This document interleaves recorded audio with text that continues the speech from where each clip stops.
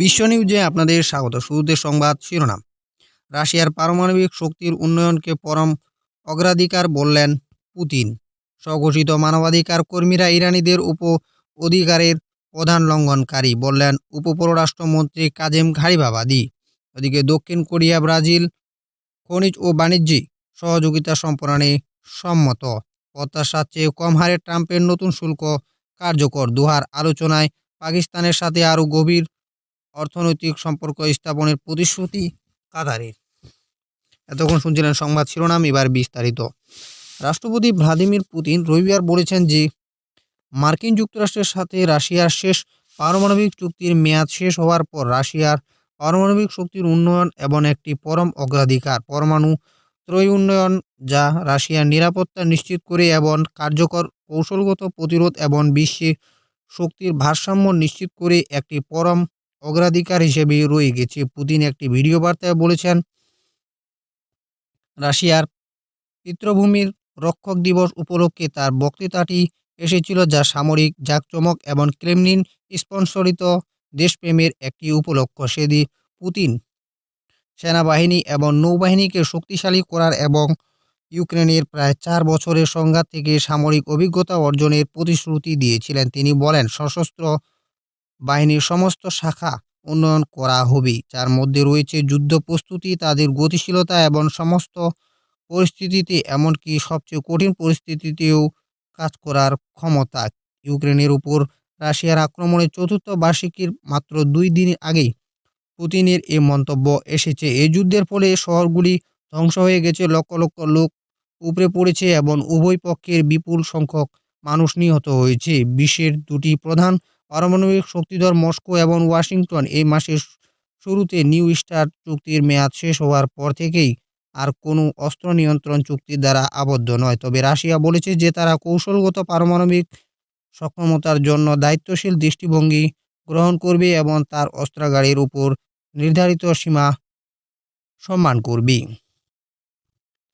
ইরানের আইন ও আন্তর্জাতিক বিষয়ক উপপররাষ্ট্রমন্ত্রী কাজেম ঘারিবাবাদি বলেছেন যে যারা নিজেদেরকে মানবাধিকারের পতাকাবাহী হিসেবে পরিচয় দেয়, তারা আসলে মহান ইরানি জাতির অধিকারের প্রাথমিক লঙ্ঘনকারী। সোমবার সুইজারল্যান্ডের জেনেভায় জাতিসংঘের মানবাধিকার কাউন্সিলের ঊর্ধ্বতন কর্মকর্তাদের সভায় ঘারিবাবাদি এই মন্তব্য করেন। তিনি মানবাধিকারের স্বঘোষিত সমর্থক পশ্চিমা দেশগুলোকে ইরানি জনগণের অধিকারের সবচেয়ে বড় লঙ্ঘনকারী হিসেবে নিন্দা করেন এবং আরও বলেন যে ইরানের ওপর চাপিয়ে দেওয়া যুদ্ধের সময় সাদ্দাম হোসেনের শাসনের প্রতি তাদের সর্বাত্মক সমর্থন।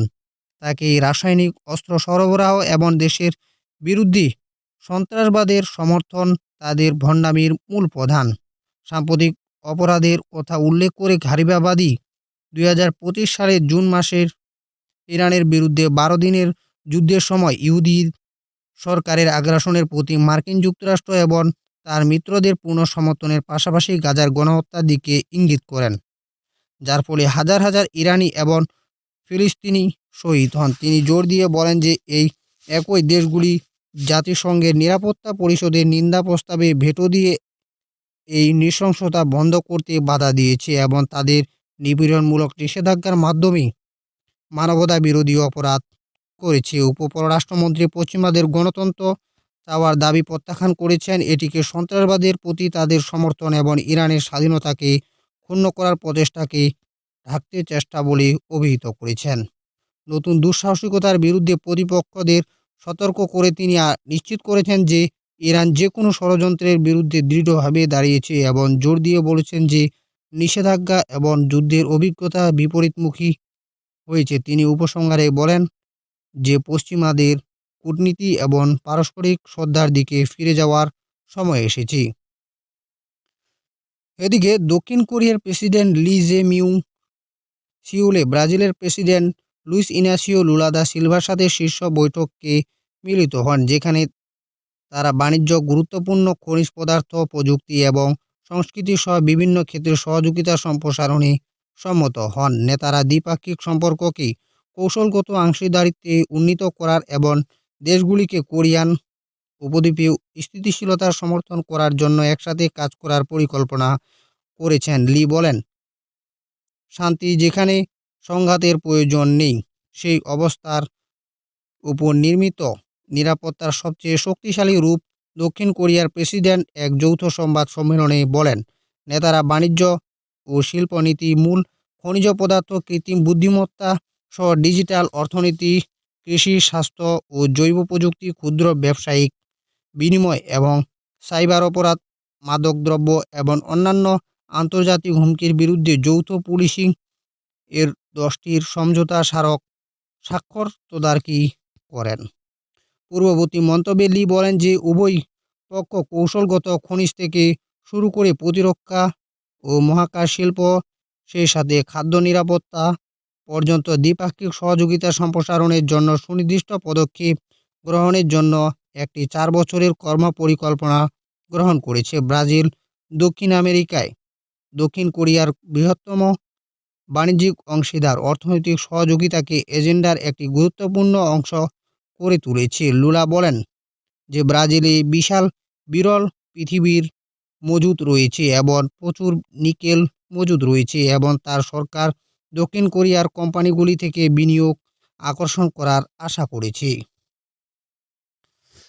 মার্কিন প্রেসিডেন্ট ডোনাল্ড ট্রাম্প বিশ্বব্যাপী আমদানির উপর নতুন 10% শুল্ক আরোপ কার্যকর করেছে। সুপ্রিম কোর্ট তার পূর্ববর্তী বাণিজ্য পদক্ষেপের বেশিরভাগই বাতিল করার পর দ্রুত গতিতে 24 ফেব্রুয়ারি কার্যকর হওয়া এই শুল্ক আরোপ আদালতের 6 থেকে 3 নম্বর রায়ের কয়েক ঘন্টা পরে স্বাক্ষরিত একটি নির্বাহী আদেশের মাধ্যমে চালু করা হয়েছে, যা প্রশাসনের জরুরি অর্থনৈতিক ক্ষমতার ব্যবহার সীমিত করে ব্যাপক আমদানির শুল্ক আরোপের জন্য। বিচারপতিরা দেখেছেন যে ট্রাম্প 1977 সালের আন্তর্জাতিক জরুরি অর্থনৈতিক ক্ষমতা আইন আইইপিএ এর উপর নির্ভর করে বিশ্বব্যাপী ব্যাপক শুল্ক আরোপের জন্য তার কর্তৃত্ব অতিক্রম করেছেন।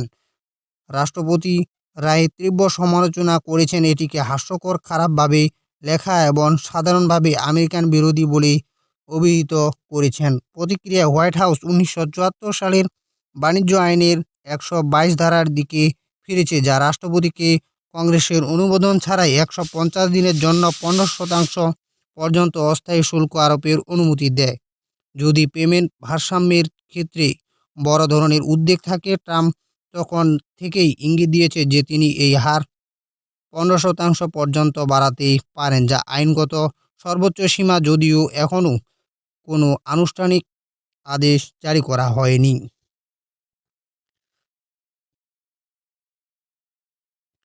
ওদিকে কাতারের দোহায় বৈদেশিক বাণিজ্য প্রতিমন্ত্রী ডক্টর আহমেদ বিন মোহাম্মদ আল সাইদ এবং প্রধানমন্ত্রী শেহবাজ শরীফের মধ্যে আনুষ্ঠানিক বৈঠকে কাতার পাকিস্তানের সাথে অর্থনৈতিক সহযোগিতা সম্প্রসারণের প্রতিশ্রুতি পুনর্ব্যক্ত করেছে। উভয় পক্ষই বাণিজ্য সম্পর্ক পর্যালোচনা করেছে এবং দ্বিপাক্ষিক সম্পর্কের ক্রমবর্ধমান গতিতে সন্তোষ প্রকাশ করেছে। সাইদ বেসরকারি খাত এবং ব্যবসা বাণিজ্য সংযোগ জোরদার করার প্রয়োজনীয়তার উপর জোর দিয়েছেন।